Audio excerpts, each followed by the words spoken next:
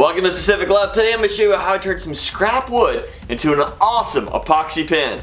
Let's begin. I have a bunch of scrap pieces of hardwood that I refused to throw away and thought they would make a very unique pen. So I grabbed my hammer and started to break them up into even smaller pieces. This was a little challenging, so I moved over to the bench vise to hold them easier. The randomness of each break and splitting of the wood made this setup a little unpredictable as to the final outcome, but also made it a little exciting. I then gave the wood a good mixing. Now to hold the wood in epoxy while it cured, I used a piece of corrugated plastic that I cut into a rectangular shape and taped together at the ends. I then added some hot glue to each of the corners to prevent leakage. And while I was adding wood to the holder, it appeared to be full, but all the small air gaps between each piece of wood would allow for the epoxy to flow in. For this setup, I used a two-part epoxy that I mixed together in a small plastic cup. If you've never mixed a two-part epoxy resin, make sure the ratio is correct or the product may not fully cure, leaving you in a gooey situation. I then added a metallic blue pigment, which is a good contrast to all of the wood colors.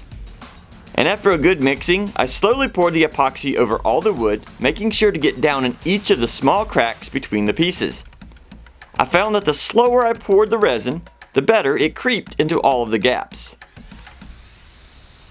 I then tapped the container on the wood with hopes to get some of the air bubbles out, and then used a heat gun at a low setting for the same reason. And in both cases, a few small bubbles did emerge. At this point, the epoxy needed to be pressurized to help reduce any additional air bubbles or gaps that did not come out during the previous attempts. And for this setup, I used a pressurized paint tank that I converted over to a pressure pot. I then hooked up my air hose and pumped the tank up to almost 40 psi. And now I had to wait for a few hours to allow the resin to dry under pressure. And after that time, I removed the container from the pot and noticed that the side walls had bulged just slightly, which was most likely caused from the heat of the resin.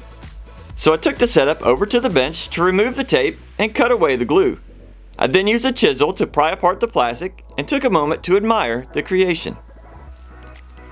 I next took the resin over to the bandsaw and cut it in half to make the building process easier.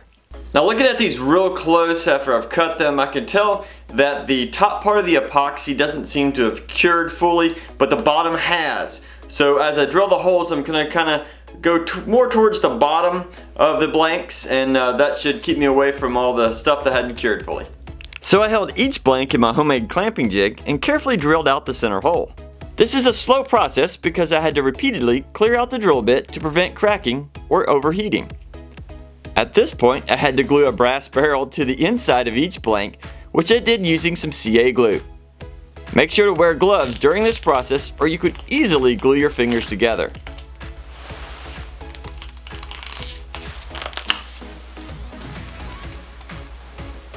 After giving the glue a few minutes to cure, I sanded each side of the epoxy blanks down to be flush with the metal.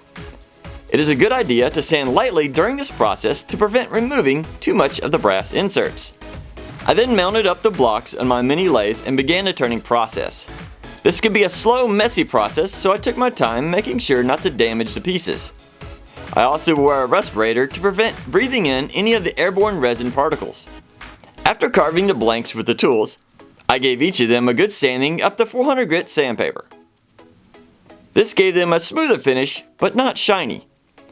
So I then added a couple layers of CA glue to the outsides of each, allowed them to cure, and then used some micro mesh sanding pads up to 12,000 grit. And the results were very shiny and reflective. I then grabbed the rest of the pen parts and used a basic wood clamp to carefully squeeze all the pieces into place. One really nice thing about having this random wood sections in this, it really doesn't matter which way you assemble the final slide on. Normally you would have to worry about wood grain trying to match that up, but in this case you don't, which means I can just slide it together right there. There you go, it is done. Now here are a few close-ups of the pen. Unfortunately my camera had a hard time capturing the true beauty of this pen, but I hope you can feel the excitement in my voice.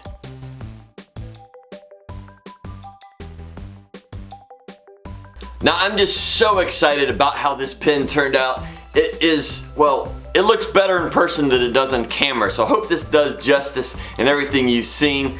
But wow, So if you enjoyed this project, make sure you click the like button. Tell me what you think about it in comments. I also have some other videos right over here that you might like, so make sure you check them out. Otherwise, have fun building.